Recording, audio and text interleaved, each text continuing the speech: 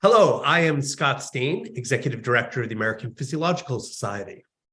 I'm here today with Nisha Charkoudian, Chief Thermal and Mountain Medicine Division of the U.S. Army Research Institute of Environmental Medicine, Victor Convertino, Senior Scientist at the U.S. Army Combat Casualty Care Research at the U.S. Army Institute of Surgical Research, and Carmen Hinojosa-Laborde, Research Physiologist, also with the U.S. Army Institute of Surgical Research.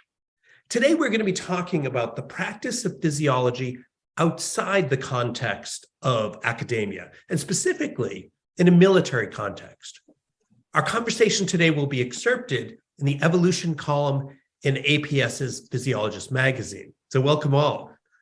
I'd like to get started by asking each of you to talk a little bit about your research and how you found your way as a civilian scientist to be doing research for the military. So why don't we start with you, Nisha? Sure.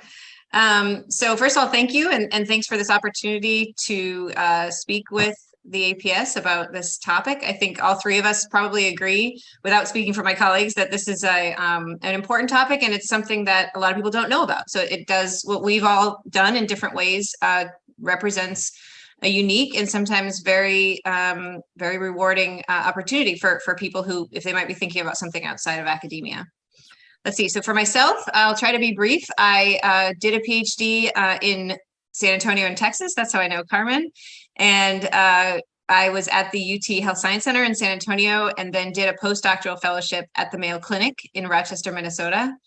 And then stayed on faculty at the Mayo Clinic for about 8 years after my postdoc ended. So I was in the physiology and biomedical engineering department there. Because USARIEM, the institute where I'm at now, is actually very well known in the areas of exercise and environmental physiology in the broader community. I actually was already familiar with it. I was quite familiar with it as I was going through my career. So when I was looking to head back to the New England area, which is where I'm from, I got in touch with some colleagues at the Institute at the time and was able to apply for a position as a research physiologist in 2011. So that was kind of how I ended up first of all, back in New England, and secondly, with USARIEM and with the Army. And I think one of the things that certainly Carmen and Vic can comment on as well, but one of the things that has always attracted me to this kind of research is that the research that is relevant to the military is almost by definition integrative in nature. Whether it's integrative physiology research per se, like the work that we do is often in human subjects and looking at the whole integrative physiological system. Even if it isn't that, even if it is in cell or animal models, the Army has a high standard, and the military in general, I would say, has a high standard for really wanting to understand that integrative system. And I think that's where physiologists are very attractive to this kind of work. And that's where this kind of work, in my opinion, should be very attractive to physiologists. Does that kind of answer your question? No, that's great. Thank you so much. And Vic, why don't you go next? So I'm going to try to be short too, but I don't know that I can. As you can just look at me, I've been around all the time in the world. And so I started, like Nisha and others, being trained in exercise physiology. And that discipline in and of itself makes one what I now term an integrative systemic physiologist, the whole body, and how it functions under stressful conditions. And of course, the emphasis early on in my career was on exercise physiology.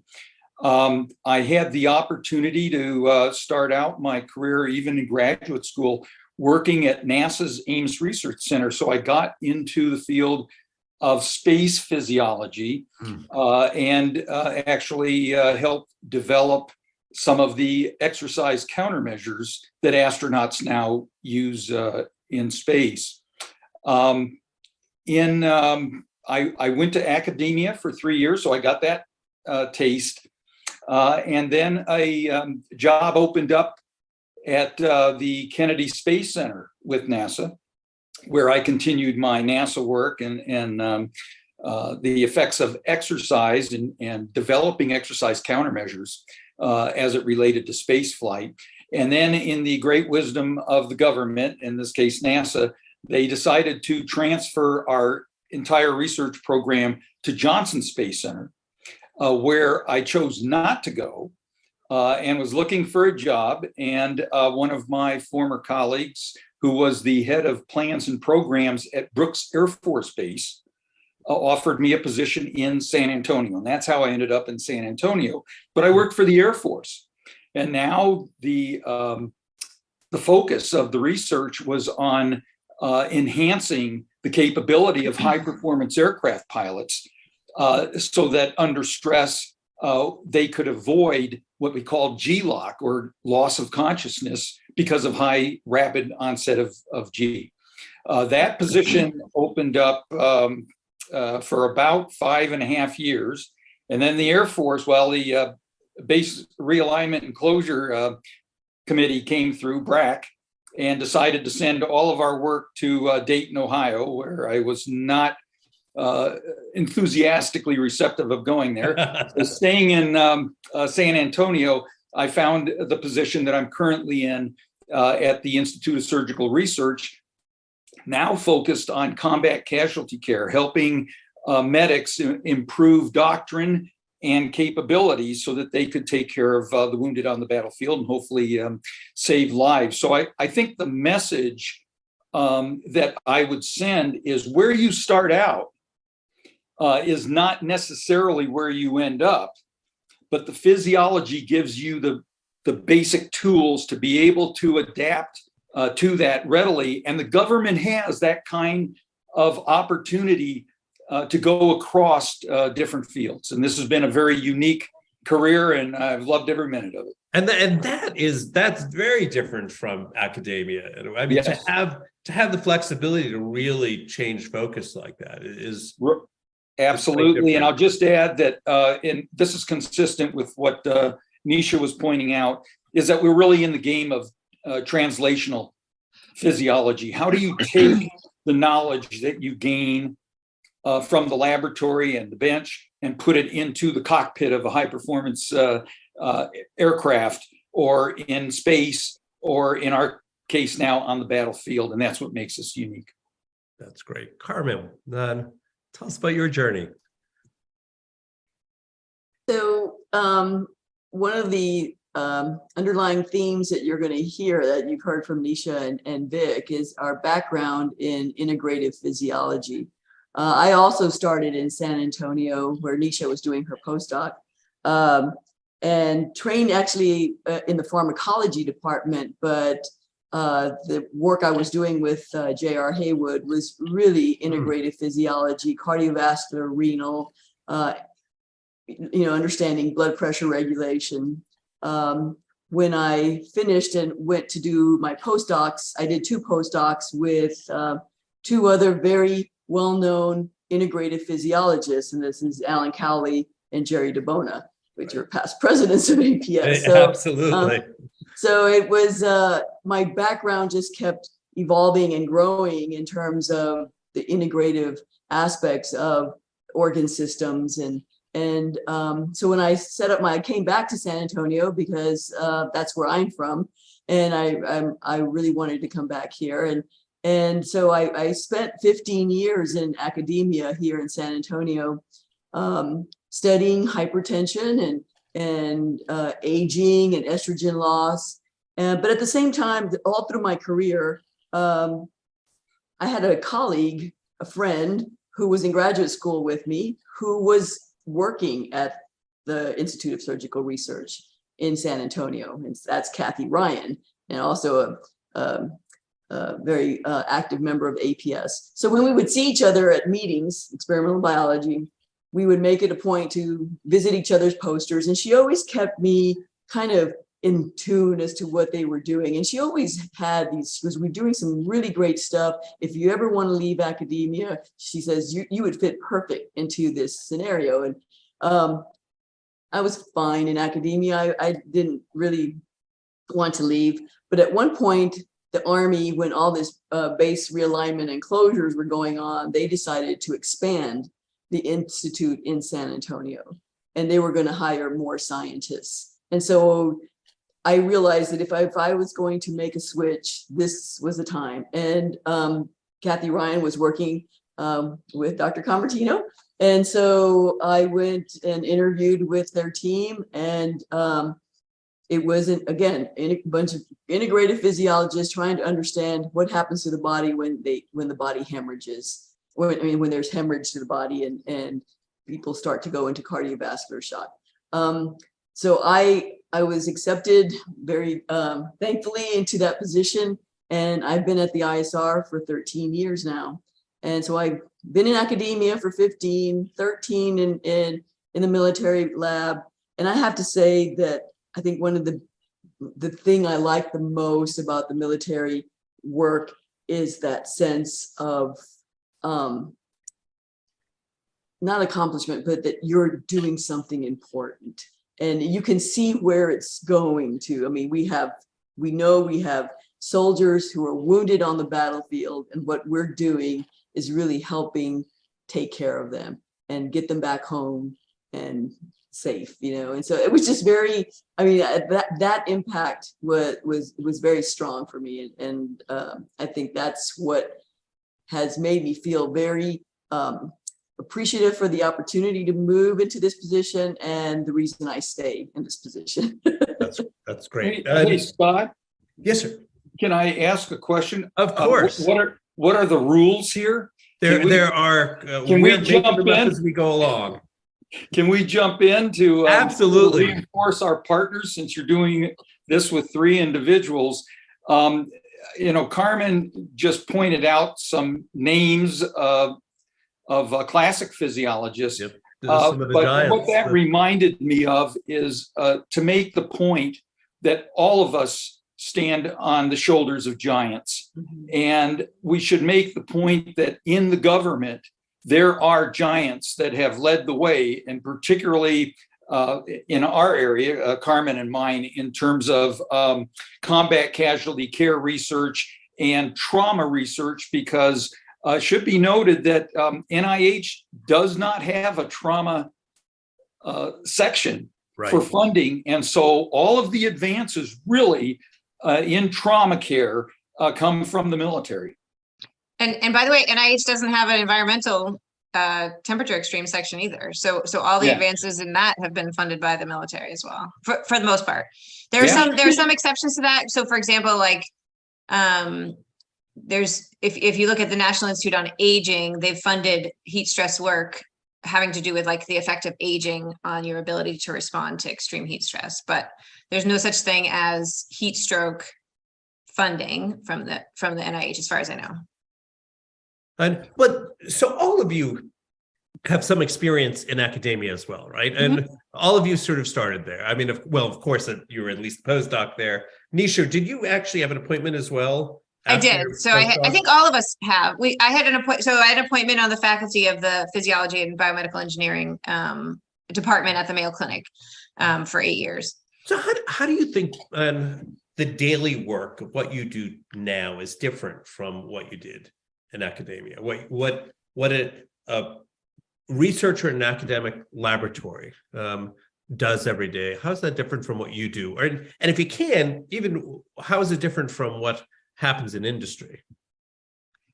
I can't comment too much on industry, but I'll share a couple thoughts, because this is something I talk with junior folks about a lot, and I think all of us probably do, but I speak with folks a lot who are interested in applying to a position in our division, either as a postdoctoral fellow, as a staff scientist, which would be the equivalent of a faculty position, or as a junior scientist, which would be the equivalent of like a technician position. And because everyone has the same question, what is it that you're doing here, and how is it similar or different from academia? So what I always tell people is, it's our division, Thermal Mountain Medicine Division at USARIEM, is similar to a hybrid. I see it as a hybrid of an academic department and a military base. So a lot of people don't know what a military base looks like. Because we work with soldiers every day, and that follows on to Carmen's point about kind of always feeling the relevance of what we're doing. We can't really go off and be in some kind of ivory tower mentality. We can't, because we're literally interacting with these soldiers and other military personnel every single day. So something that we're doing this sounds dramatic, but I feel that it's true. Something that we're doing in the lab this week or, tomorrow could affect someone that's right there in the lab with us, next month when they go on deployment. So we really feel very strongly about that. But as far as how the day-to-day is different, I would say some of the day-to-day is similar. So we have similar, so in terms of the way that I would evaluate my team, the research physiologist would be evaluated very much like faculty would be evaluated in an academic department in terms of publications, getting research funding. The way we actually get research funding is a little bit different, but it's, in our experience, at least, it's becoming more and more like NIH over time, unfortunately. But those kinds of things like getting, developing an independent research program, getting research done, getting it published, those kinds of things are very similar. Some of the military aspects are different, but as far as like some of the requirements that we have to do to interact with the military or to work with military research volunteers, they're considered a vulnerable population in certain ways. So the IRB requirements are a little bit different because they're in a hierarchy. So we have to be careful about how we brief them on the studies, how we consent them for studies. Very similar to how you consent any human subject, but we have to have a little extra care in terms of making sure that they don't feel coerced. For example, if it's a bunch of privates and there are sergeants in the room, they're going to feel like they have to do it, whether you tell them they have to do it or not. So we have to just be careful that, for example, no one from their chain of command is present at all, whether they're saying anything or not. So that's a few thoughts. Maybe I'll stop there and see what others think. Vic, Carmen, what do you think? And how would you contrast the work that you do? I have quite a different experience only because I started my career probably a good generation before at least Nisha. The first thing that struck me that was quite different. So I was working in graduate school in academia, and again had the opportunity to work in a NASA lab. Right. And the resources that are available in government laboratories, I easily overrun those that are in academia, at least at the time that I started. We actually had at that time, NASA had departments where if you needed a glass tube blown in a certain way, you took your design to them and they did it. No cost. That's what they were there for. And so I grew up in a government where the government was truly supporting their investigators and the work that was being done for operational application. Over time, it has evolved somewhat to what Nisha was describing, but we still have, my experience, we still have access to funding that the outside scientific community does not. And so that allows us to be funded in a relatively less complex manner than you would find in academia when you're trying to compete for NIH funds. That's my experience. I've talked to, again, colleagues that I went to school with. So, and they expressed that they didn't know that they were going to be bogged down as much as they are in writing grants. Of course, and having to worry about that, such that different daily experience. I'm in the laboratory routinely.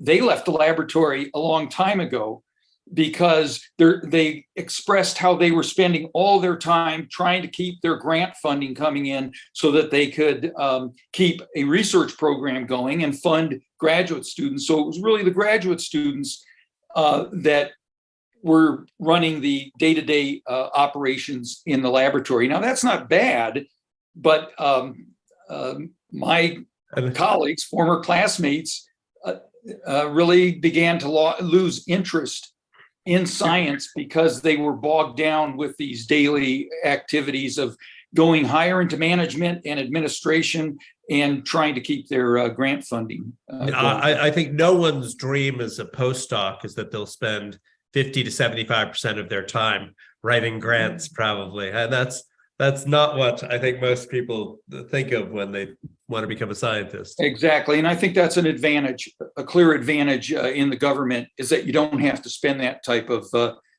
time doing that, that the funding is there. You still have to write grants, but the grants are for internal review, Right. such that you get feedback. And if it doesn't meet the criteria of high quality, you can actually revise and send it back in. You can't do that with NIH, NSF, and some of the other national funding organizations. Carmen, do you want to add anything here? Yeah, I think really it depends. What Vic is saying and Nisha is saying is absolutely true. But if you come in as a postdoc into a military lab, you're going to be doing essentially very similar things that you would be doing in an academic lab. And I think the differences start to appear as you move higher in the responsibilities. I mean, right now, I've been at the ISR for 13 years. And I do have a research team. I have a grant or a proposal, and we run experiments every day. But I am not in the lab. I have my own team. They come and talk to me. So I think that's very similar to what you have in academia. The type of administrative work I do is that's not the same as what academics do. I mean, again, I think Vic is correct. In academia, the senior science or the more or later career scientists are spending their time on committees and writing grants. We're doing paperwork that's government related. That we as civilian government employees are really the only people allowed to do these kind of activities. So it kind of falls on a few people. Right. And certain, oh, sorry, go ahead. No, go ahead. I was gonna say certain people end up with certain kinds of almost delegated responsibilities, or they're certified or they've done a training to have a certain set of responsibilities. So those kinds of things, I agree, Carmen, are different, or they end up falling a little bit more on some of the government civilians. Because depending on what kind of position you have, you may or may not be able to do it, but someone has to do it. So that's one thing. The other thing I was thinking is that I've thought about this a lot since I was on our IRB for several years. I'm still on it as an alternate member, but I was vice chair for a couple of years. And there are some things that are still very similar. So those as you go through your career as a scientist, physiologist, or any other scientist, you do get more and more administrative responsibilities. So I think, I always thought, even if I was going to stay at Mayo, I would have been on the IRB for a while at some point. I would have been on some of these committees are just standard for either human use, animal use committees. Some of these things just are there, and you have to do that kind of what I consider community service over time in your career, some version of it. So I was just going to add that too. I think that's one of the similarities. There's some version of having increasing administrative duties as you go through life, everywhere, no matter where you are.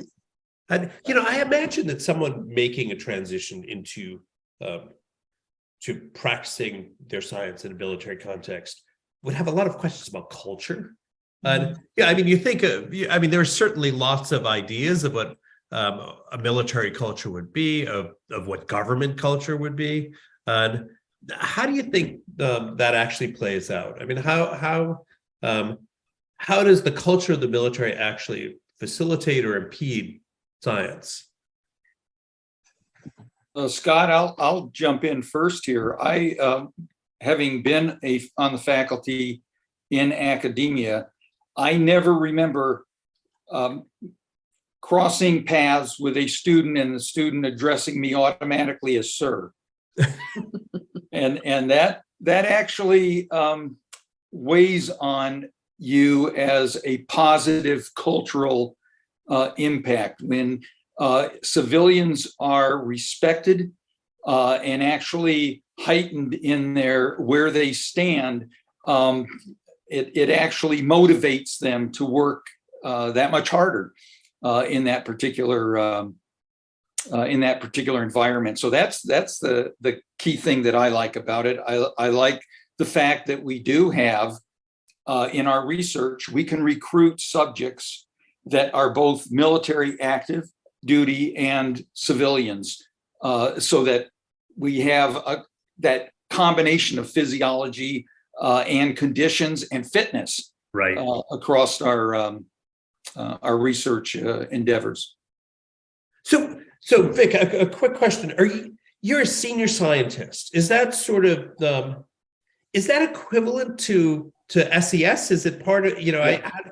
So that's what I thought. There is a track for scientists in the military that actually allows you to reach sort of the very highest levels of government service. That Still is be a correct. scientist. Still So I practice as was science. actually going to address Nisha's comment about that is so true. It depends on your position and where you are. The SES level scientist is, if you will, a different breed. We're actually recognized for, we're supposed to be doing independent research, which means we are actually supported to do our research. So it's not as dire, if you will, that we write grants and get funding. Now, I still do that, but the point is it's sort of a reward for having reached this particular pinnacle in the government. But I think that's a really interesting advantage that there's a career path as a scientist. Yes. And that really brings you, obviously, I'm sure fewer and fewer people make it to that level, but but there is sort of a pathway. So we only, to answer that question, we only have about 40 across the entire Army. So it isn't a great number of individuals, but getting there is really, here's a similarity, is really no different than in academia. Right. They look for people who have established national and international recognition. That means that you publish and are cited regularly. You sit on committees, in this case now at this level, where we actually help make the decisions as to how funding, I think next year's budget is on the order of $4 billion. So take that and see if you can budget that one.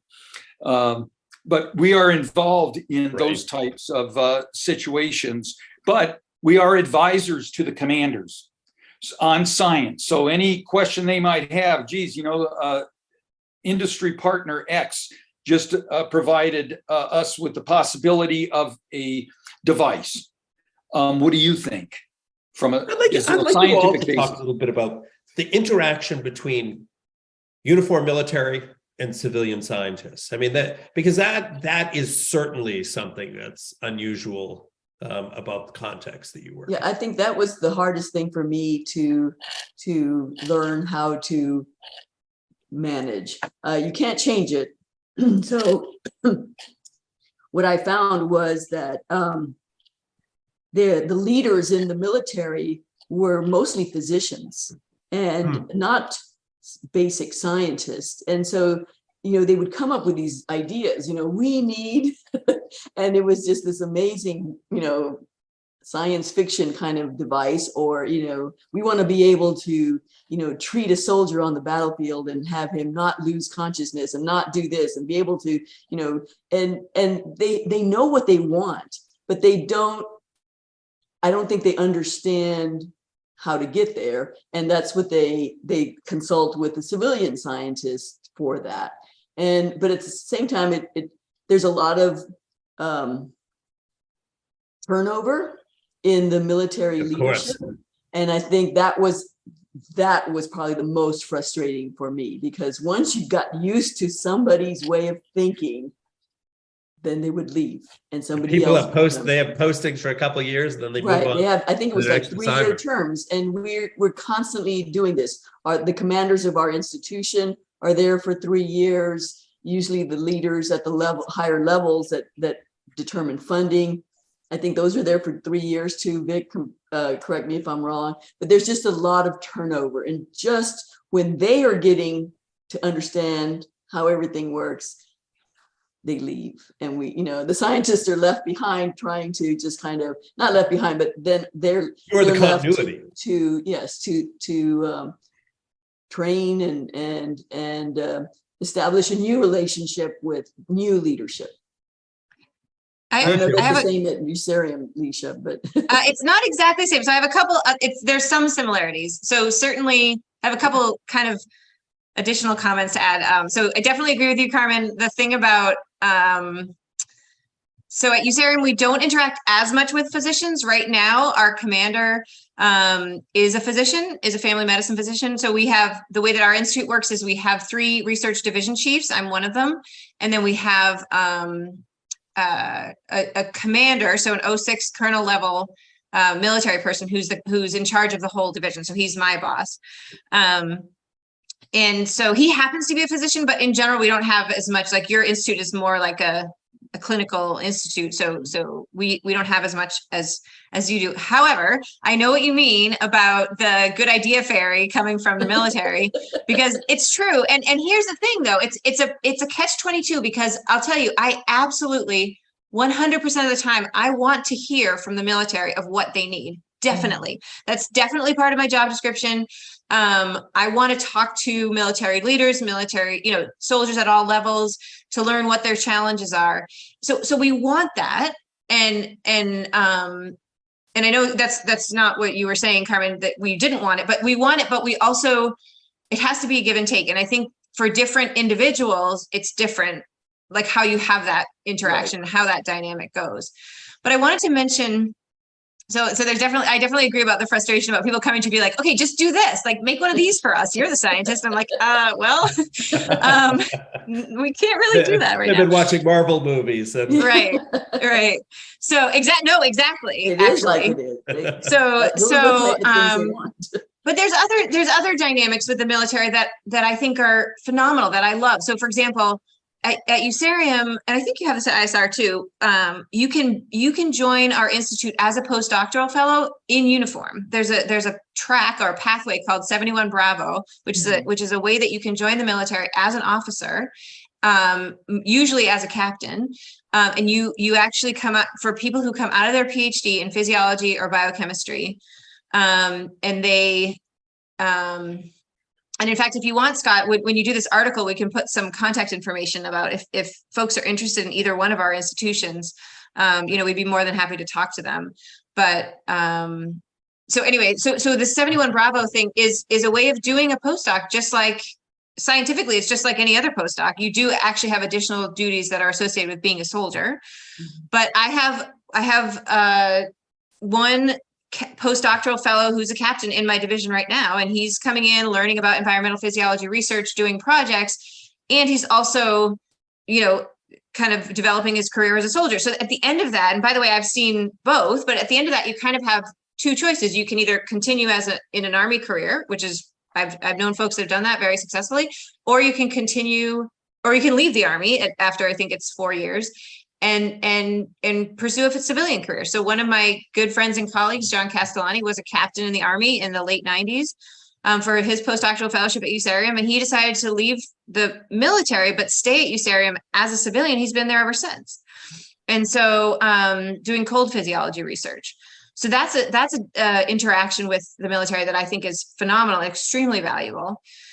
And finally, there are a lot of, in our institute, enlisted soldiers who sometimes come in with different kinds of lab technician training, or there's different types of training you can get through the Army that has to do with biomedical research. Mm-hmm. And those folks can come in, spend a few years learning about research, and again, decide, is this a career they want to pursue, either in uniform or out of uniform? So those are things I think at our institutes that we offer to folks as career options in uniform that are really valuable. And we as civilians learn so much from those individuals, because there they are as soldiers kind of teaching us those aspects of our job. Because when I showed up at USARIEM, I didn't know anything about the military either. I was like, all right, well, I don't know what a sergeant, I'm not sure what a sergeant is relative to a, whatever. So those folks had to kind of teach me. Our enlisted soldiers taught me that over time. Vic, what do you think about the interaction between military and civilians? What is sort of the strengths of that model and the weaknesses? I think they're similar to what both Nisha and Carmen just described. The military becomes our sounding board. Are we on target with developing technologies or knowledge that is going to help advance their performance on the battlefield. Likewise, we can act as the balance between those that want to go into research, and Carmen, I think, accurately described physicians who somehow they do have a doctorate, but they feel that the MD is a research degree also. And we have to work with them closely to try to guide, actually mentor them so that we can refocus. It isn't that their ideas are not valuable, but how you execute them needs refining. I was going to say, and this is the wrong word, but in a sense, the kind of, not ignorance, the kind of the naive question, I mean, of not knowing necessarily what the boundaries are, I guess could also push innovation. I mean, could push you to by really sort of posing a problem of this is what we need, whether it's possible or not. And I imagine that does create some kind of context for the science to sort of open new problems, open new area, or open new questions for discovery. Yeah, it does. And so this is where innovative thinking comes in and is important. That my experience is that most of these clinically oriented military personnel, we actually have special meetings where they give their Christmas list, if you will, of here are all our desires. Here's the capabilities that we need. And most of the time, the capabilities are reasonable. The issue is now how can we take the science that we have and work with them, in the end, convince them that yes, your capability is a need, but we need to do it a different way or look at it a different way based on physiology, based on science, which they don't necessarily have that in depth. And that's where I would argue that physiology comes together with the operational world. And actually, we've all, I think, experienced bridging the gap and producing actual technologies, whether they be knowledge products or material products, to get advancements out into the hands of our warfighters. I mean, this work has a really practical kind of focus to it. I mean, it really is much more. It is somewhere between a pure academic career and a career in industry, and you have this sort of overriding mission to actually deliver results that I think perhaps is less true in an academic. I would actually add to that individuals who are interested in going into government positions in research, the opportunity is there and actually is encouraged that we build partnerships, multidisciplinary research teams that include industry partners and academicians. And this makes being a scientist in the government that much more rewarding, because now you're bringing together engineers and physiologists and clinicians, et cetera, to resolve or solve problems. And that's what we're all about. So I think we know that there's a shortage of tenure track jobs in academia for physiologists. But yeah, I mean, pretty much 80+% of people who get to a postdocs don't end up in an academic research track. How about the military? I mean, how does it stack up in terms of career opportunities available for young researchers? And is there a lot of opportunity for people to move in to science with the military?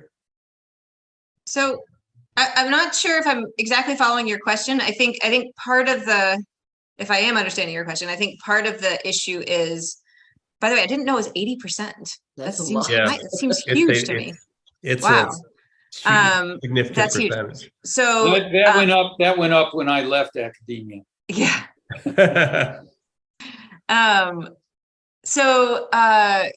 Well, what I was going to say is I think there's an issue of scale. So certainly there are opportunities for, speaking of USARIEM, there are opportunities when people come into one of our research division as a postdoctoral fellow. There are opportunities to then join the staff as a research physiologist, which is, again, the equivalent of like a tenure track faculty position. That does exist, but there aren't that many total positions just because there aren't that many institutes like us. I think there's So- like 6 in the United States. Is that Right.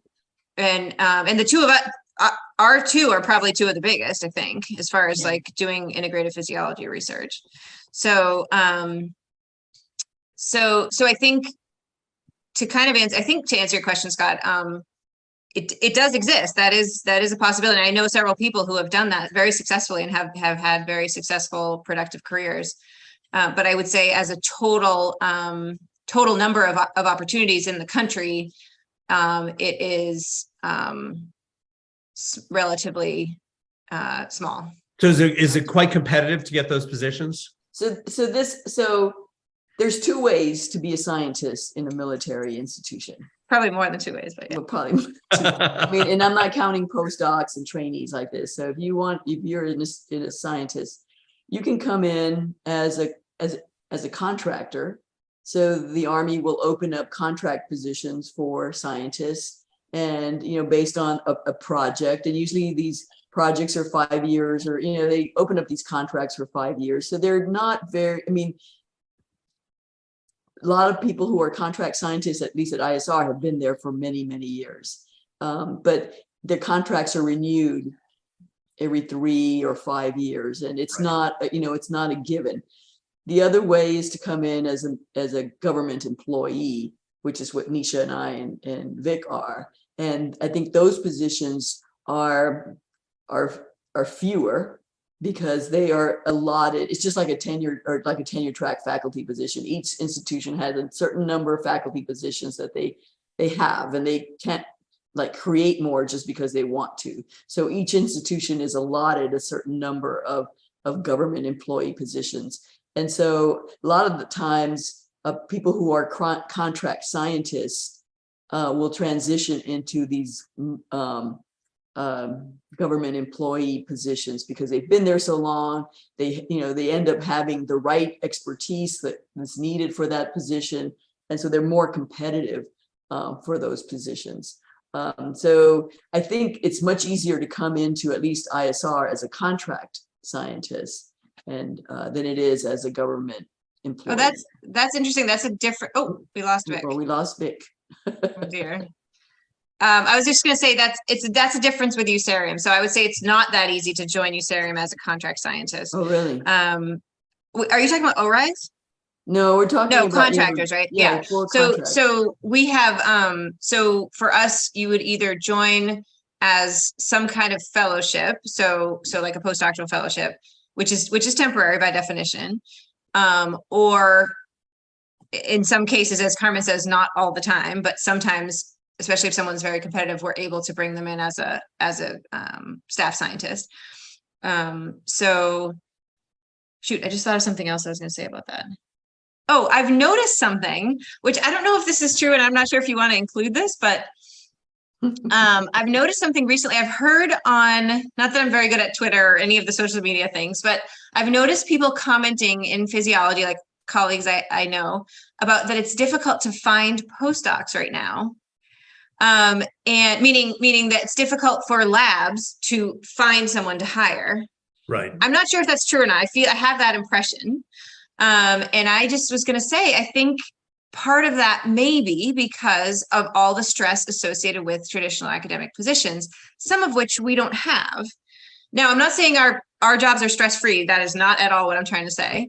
But I wonder, for USARIEM at least, we have been getting some good applicants over the past few, couple of years for postdoctoral positions. And I've been getting some recently as well.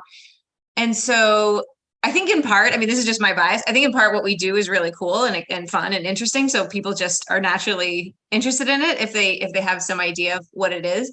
But also, I wonder if some of the kind of continuing steady interest in doing a postdoc at USARIEM is coming from just the fact that some of the stresses that younger scientists perceive in academia maybe exist a little bit less in government research, at least with us. So I'm trying to be a little careful how I say that, but I mean, as I've been taking notes, it is really mission driven. I mean, you can see the outcome of your work in a way that I think is often rare in science. It takes years and years and years and years to see outcome of your work. You have perhaps more expansive resources than in other places. You have lots of career paths. You have kind of an environment that encourages innovation because it's solving real world problems. And so, I mean, I can understand, particularly for a young person, how that would be an incredibly attractive environment for a lot of folks to do postdocs or to see as a career opportunity. And so I guess my question is, what would your advice be to either to an early career or even a mid-career person who is thinking about making the shift? It also sounds like there are a fairly limited number of positions, so it's pretty competitive. So how do you think about that? I mean, I think, Nisha, to address your observation about why USARIEM has a pretty good flow of postdocs, I think because the type of research that you do is exercise physiology, which is a program in many schools. And that's so, true. Yeah. So Right. they're training postdocs or graduate students in that area. Whereas in our institute, it's not, I mean, we do trauma research, and so there is really no trauma physiology in academia. So it's very hard to convince. I mean, I go to meetings every year and try to convince, postdocs to come to ISR. We have a postdoc. They're not comfortable. They don't do hemorrhage studies. They don't do, acute kidney injury studies, or at least in the context of the way we do it. So I think they're very hesitant to make that leap. And but I think with time and with some encouragement that we can persuade some postdocs. But Scott, you mentioned all the the positive things. I think still academic scientists feel that once you make that transition, and this is postdocs as well, Hard to go back. It's hard to go back. Yeah. And and do we have examples of people doing that? Yes. Caroline Rickards, who is also an APS member. She was at ISR for several years. She was very successful, and now she's very successful in academia. So, Well, I think of in going to industry, we've had bunches go back. So Sue Bodine or Jennifer Pollack or have gone to from academia to industry and then back into academia, and so there may be more opportunity there. I just think there's that certain hesitance to make that transition, because I think it's already, academia is already hard to be successful in, and then you go and do something else for a few years. I mean, are you? I think that people are just afraid. Are you precluding opportunities to move back? I mean, I think that is a question. And to go back to the career progression, I know it's not like academia. It's not assistant professor, associate professor, full professor, and everybody just kind of goes through promotion and tenure committee reviews, and there's a very set of rules on how to get promoted to your next level. I think that's what I find to be not very well defined in the military. Oh, like where we are. Yeah, that's true. Like, how do you get to the next level? Yeah, you find all of a sudden you find yourself, because it's kind of more an automatic progression. I mean, I was hired as a research physiologist, and my title still is research physiologist. I've been there 13 years. I'm clearly, have progressed in my career. My salary has increased appropriately, but my title is the same. you know, I know Nisha, you're now one of the directors. So Division chief, yeah, but Yeah, I still division. have the title research physiologist too. So so it's weird. Yeah, I know what you mean. I know what you mean. So I think this is the other thing people want to know. Well, how do I get to be full professor? Well, you know, we don't have that. And Yeah, it's- we do. Right. and you know, and the equivalent of that is, you know, after you've been in the place for 10 years, you're going to be doing all the stuff that a full professor is doing, and you're going to be responsible for teams of you know, research teams and Are you You're on not- sort of the GS kind of schedule? I Right. mean, Mhm. so I mean, I guess that is the way that Right. career Right, progression is come in as a measured. or- GS 13 and you move up to 13. Well, come in Yeah, at the 13. steps and then 14. Right, and exactly. 15 steps. It's so yeah, I mean, it's a different world. It is in some ways. In some ways, it is. I mean, well, it sounds like this, certainly the way you do science is not different. I mean, the science itself, although perhaps more translational. It's Yeah, more no, it's trans- not. I mean, science is science. And I think one of the things I like about our community of this like tiny community of people that all know each other that are like military integrative physiology people. I really like this community, this little tiny, and we see each other, we like find each other at the meetings, right, Carmen? But one of the things I like about all of us is that no matter what our model system is, and I've had colleagues who work at USARIEM or at other military places who do, like I said, cell biology or something that's more, you know, not necessarily human subjects all the time. Right. But we all kind of have a similar way of thinking about things, kind of going back to like what you said about being mission driven and stuff like that. So I think you work with animal models, right? I mean, less in our institute, it's been less and less. We do have an animal group. It's gotten smaller over the years, but yeah, Carmen, you can comment on that better than me. we definitely have a large animal group. But I think what oh, here comes Vic. Vic's back. What I have found that is a good quality to have as a scientist in our military institution is the ability to not get so narrowed in your research focus. You have to be able to pivot to another project, to another organ system, to just thinking. I mean, I came in studying, you know, hemorrhage physiology with Vic, and I got transitioned to another team where I was still doing some hemorrhage physiology, but more focused on analgesics. So I had to learn analgesic, dosing and things like that. But we're still doing hemorrhage and we're still doing cardiovascular work, and started to understand more of the respiratory aspects of hemorrhage. So you really have to be able to not get so niched in, you know, in one pathway, you know. So do you think that's why there are so many? It seems like that exercise physiologists who move in this direction, Maybe. because they are more integrative Yeah. in what they do. Yeah, I think it could be. I think that's a really good question, observation. Yeah, I think so. By the way, I was smiling. The type of Oh, postdocs that ISR attracts are the engineers. Sure, I could see They that. love to Yep. come in because we're a lot of our work is devices and automation, and as it deals with taking care of a patient. Yeah. And you know, the whole, you know, putting on the visors and telemedicine and Right. you know, treating somebody, you know, that way. But it really depends on you know, their background, who gets attracted to the institutions. So we have just 2 minutes left. I'm hoping Vic joins us for a wrap up here.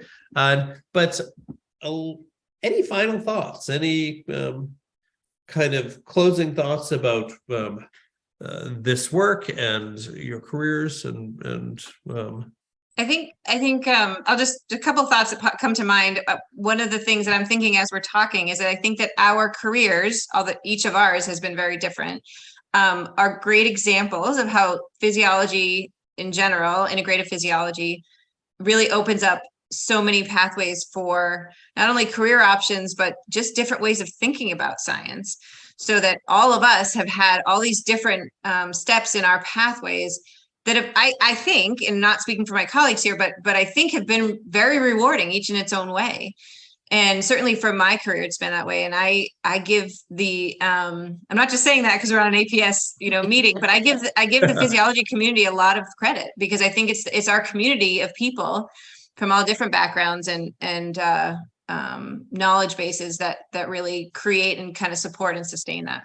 That's great. Carmen, closing No, thoughts? I just again, thank you for the opportunity to talk about our career paths, but I encourage young scientists, postdocs, and even mid-career scientists who are considering something different to not be afraid or not be so cautious, I guess, about trying a career in the military. It's very, very rewarding.